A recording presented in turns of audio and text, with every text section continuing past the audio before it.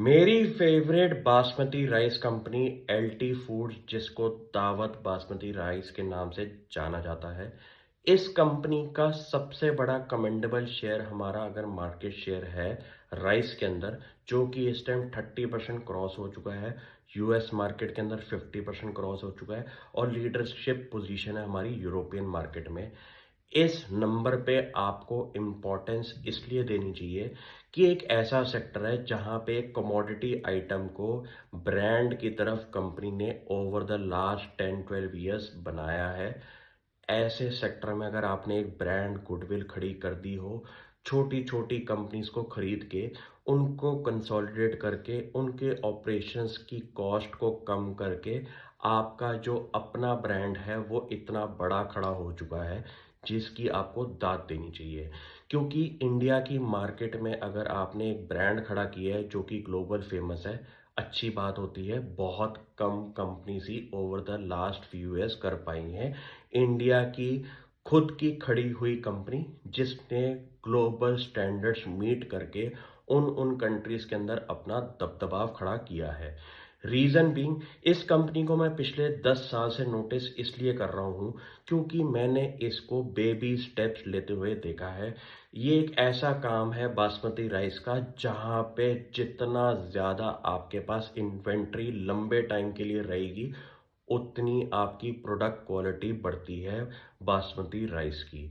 ये एक ऐसा बिजनेस है जिसके अंदर इन्वेंट्री बैलेंस शीट पे होना अच्छी बात है, क्योंकि जितनी पुरानी इन्वेंट्री कंपनी खड़ी करेगी डेट लेके, उतना ज़्यादा कंपनी को प्रीमियम प्राइसिंग मिलेगी। और इंडिया से एक्सपोर्ट होने वाली चीज़ों के अंदर मेरे को ज़्यादा दिलचस्पी इसलिए रहती है क्योंकि एक्सपोर्ट मार्केट के अंदर आपके मार्जिन्स बनते हैं बढ़िया लेवल पे। ऐसा काम करने से कंपनी ने अपनी गुडविल भी बनाई।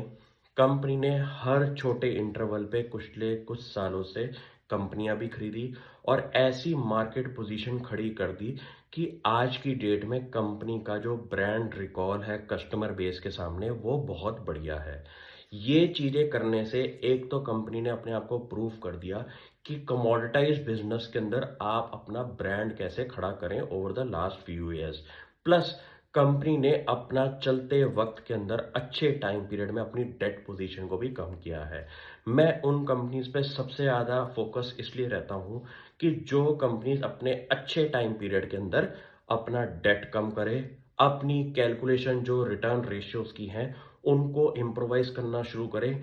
क्योंकि ये एक ऐसी रेशियोज हैं जो कि फाइनेंशियल वर्ल्ड के अंदर जितने भी फंड मैनेजर्स हैं उनकी सबसे पहले नज़र के अंदर क्राइटेरिया अगर लगता है फिल्टर लगाने का, तो वो रिटर्न रेशियोज ही होती हैं, तब जाके ये कंपनीज आपके सामने आती हैं। इतना करने से कोई फंड मैनेजर फिर फर्दर डीप डाइव शुरू करता है इन कंपनीज की कि ऐसा रिमार्केबल चेंज जो है 10-5% का अगर रेशियोज के अंदर आया है, तो वो क्यों आया है।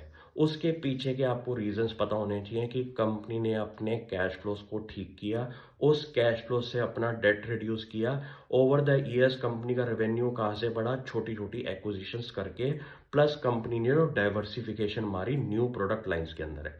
ये सारी चीज़ों का मिक्स एंड मैच करना बहुत ज़रूरी है। सिर्फ शेयर बाजार के अंदर प्राइस को बढ़ते हुए मत देखिए। प्राइस हर कंपनी का बढ़ता है बुल मार्केट के अंदर।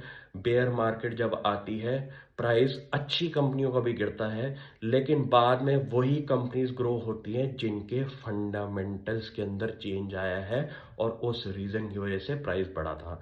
मैं अपनी ऑडियंस को सिर्फ और सिर्फ एक चीज़ बोलता हूँ, मुझे फॉलो अगर करते हैं, मेरी बातों को ध्यान से कोशिश करके खुद फाइंड आउट करने की किसी कंपनी के बारे में अगर मैं बात करता हूँ।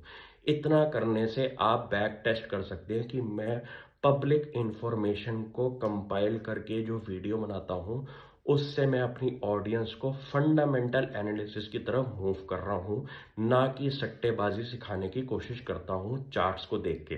Thank you.